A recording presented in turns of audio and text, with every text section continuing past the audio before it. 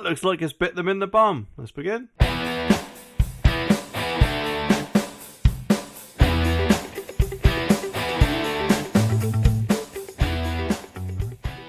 Now, of course, I don't know if it's just me, but as the years have gone past, actually seeing someone on a shop till seems very rare, doesn't it? I mean, how often do we see nowadays either scan as your shop or self-scan and things like that? And in fact, they often take up most of the checkout space at the supermarkets, don't they? And therefore surely leading to a load of people who, basically don't want to do a checkout operator's job to get very peed off.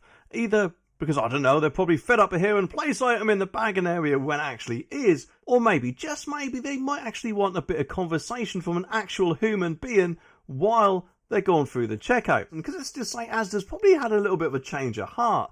And I say that because according to this article, it says self-checkout hits its limit as Asda brings back humans. Wow, just think about it. Actually giving people jobs rather than machines. Well done, Asda. But what brought on this spark of wisdom, eh? Well, it says that the supermarket plans to put more staff at checkouts in a scramble to win back market share after admitting, wait for this, the expansion of self-service technology has reached its limit. Oh, to be honest, it does make me wonder if we'll have to take that with a little piece of salt because of things like Amazon Fresh and Tesco's store where there's no checkout at all, and they are apparently the future of shopping, as they'd have you believe. And as they go on the other way, kind of proves them wrong a bit, doesn't it, eh? I'm guessing that they either must have had a lot of complaints from people, or there must have been massive queues on the few checkouts that they actually did have open, eh? And if you have someone call in sick and there's no one to be on that particular checkout, then that is another checkout lost. I mean, admittedly, that is very unlikely because I'm guessing the staff at Asda are trained on everything, or at least you like to hope so, wouldn't you? But anyway, the supermarket is spending $30 million on increasing staff hours as it battles to stem failing sales. So this is it, isn't it? They're starting to see people getting peed off with self-serve checkouts and going to other places, I'm guessing. But that's not it, because Michael Gleeson, Asda's Chief Financial Officer, said, I think we have reached the level that our self-serve checkouts and scan and go, but we feel it works best for our customers and we feel we've got the balance just about right. Well, I'm guessing you haven't if you actually want to put more people on the checkouts, eh? But anyway, we have invested additional hours into manned checkouts, and that has been within the existing physical infrastructure in the stores. It's not more checkouts, it's more colleagues at checkouts. Well, actually, if you think about it, that is also good, isn't it? Because, I'm guessing that there's times where those checkouts that are left are more than likely cut in half depending on what time of the day it is, and that could be a massive pain in the bum if you actually want to use one, eh? And apparently it follows a broader backlash against self-serve checkouts from customers who have argued that a reliance on the technology is ruining their shopping experience. And thinking about it, that's kind of right. I don't know if it's just me.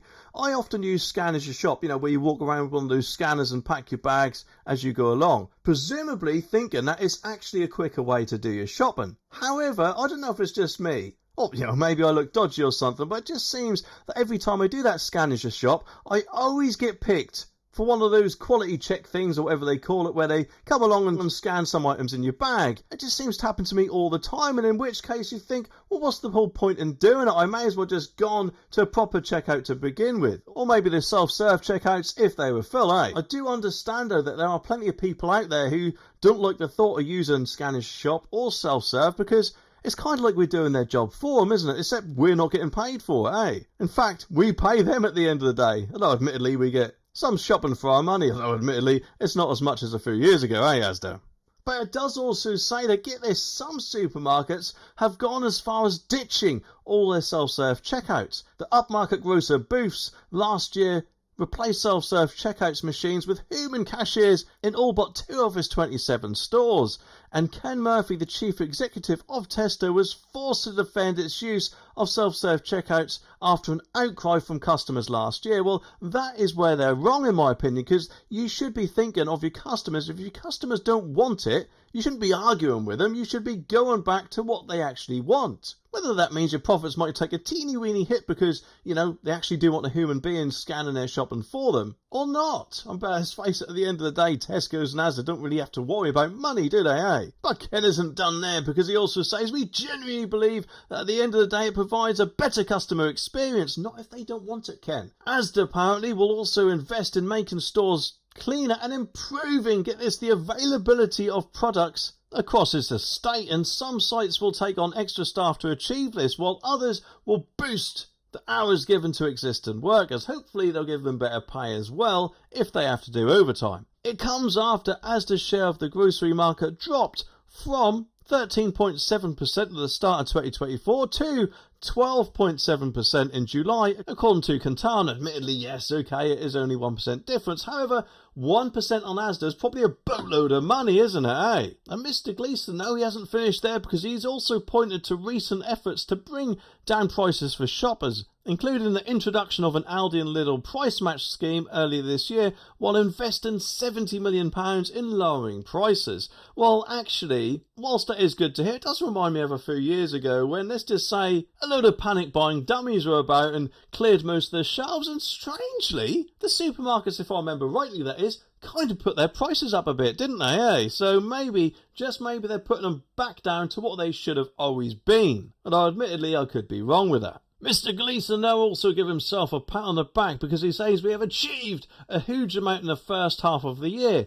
It's not been without food bumps on the way. I think it's right, he says, to make sure that as we face into the second half of the year and the completion of that programme, that we invest in stores, invest in replenishment to ensure that we maintain and improve availability going into that all-important period in the lead up to Christmas, which, let's face it, does seem to be around about now, doesn't it? August, which, if anything, I think is a bit of shame for the children, because it kind of must spoil it for them, thinking, well, where is Father Christmas? I've been waiting ages for him. I don't know if it's just me, but I personally think Christmas stuff should come out after Bonfire Night in November at the very, very earliest, and that way it's bound to make it feel a little bit more Christmassy than, I don't know, having it in the stores and in your face for about 4 or 5 months beforehand, eh?